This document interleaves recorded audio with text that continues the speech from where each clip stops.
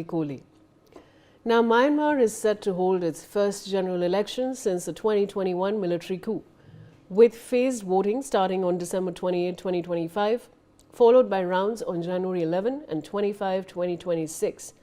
The junta, led by Senior General Minister Aung claims the poll marks a return to multi-party democracy.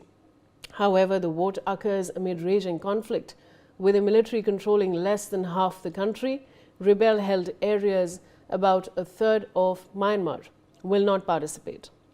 Aung San Suu Kyi's National League for Democracy, which won landslides in 2015 and 2020, was dissolved in 2023 after refusing to register under restrictive laws.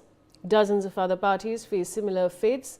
Critics, including the UN, Human Rights Watch, and Western governments, call it a sham designed to legitimize military rule through proxies like the Union Solidarity and Development Party. Over 200 arrests have targeted election critics under harsh laws, while ongoing airstrikes and violence displace millions. China backs the process for stability, but most observers see little chance for genuine change in a nation gripped by repression and war. Let's now take a look at the top contenders in these polls. So viewers, let me give you an overview of the top contenders. Now, the Myanmar polls, who are the top contenders? Now, the military-backed Union Solidarity and Development Party is the dominant force in the 2025 elections. The National Unity Party, an older military-aligned group, is also fielding candidates nationwide. The People Pioneers Party is contesting seats but remains less visible than the USDP. And the Myanmar Farmers Development Party is running candidates across multiple national and regional constituencies.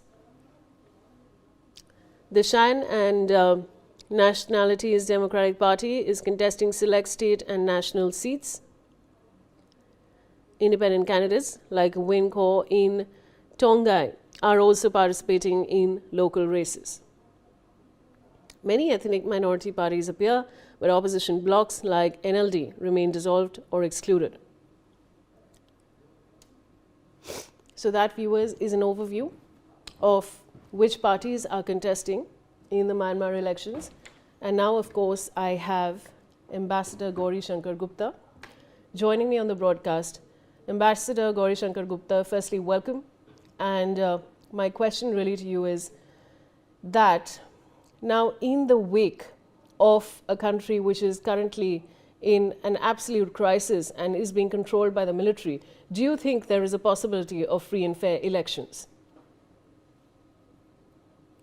Sadi, you see, the country of Myanmar is always facing military coups one after another.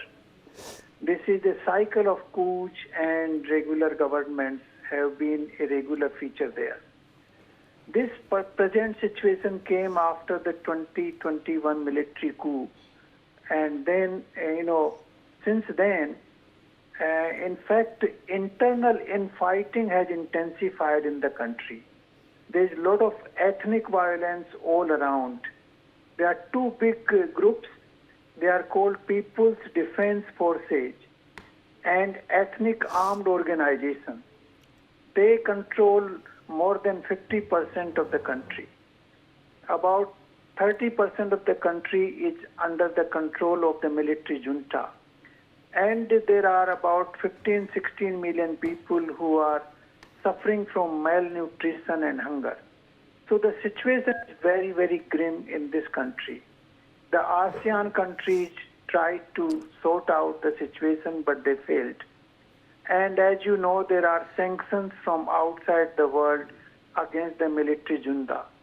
So the situation economically is very poor. The economy is very weak and on the verge of collapse. On the other hand, violence is rampant. I believe more than several thousand people have been killed since 2021.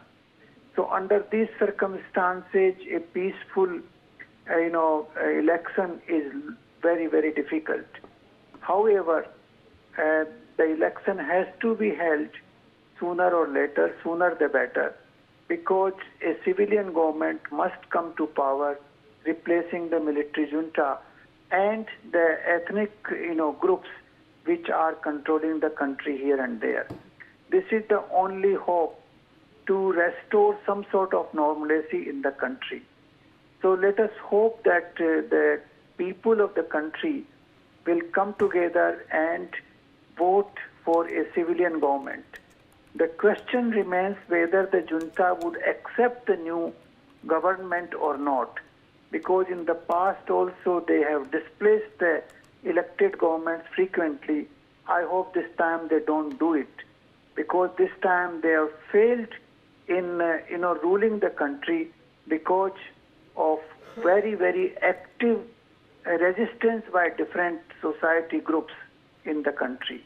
And as you know, we have a long border with Myanmar, so we would like the peace to be established there so that we don't have problem on the border, refugee problem, drug problem, and armed insurgency problem. So let us hope and pray that the democracy will succeed, the elections would be peaceful, and the new government will take over the power. Let's hope for that. Ambassador Gauri Shankar Gupta, please stay on with me. I'll come back to you. Now let's take a look at how foreign and Myanmar media is responding to the polls.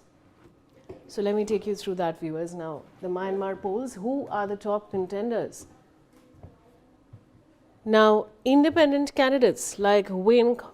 All right, viewers, so we're going to try and get that correct slide onto the screen very shortly, but we're of course talking about the Myanmar elections, and that, viewers, of course is a very, very important development. There's a lot of unrest in the country, and all right, viewers, so there's of course a lot of unrest in the country. We're talking about the Myanmar elections, and we're going to try and get you some reactions on the screen very shortly.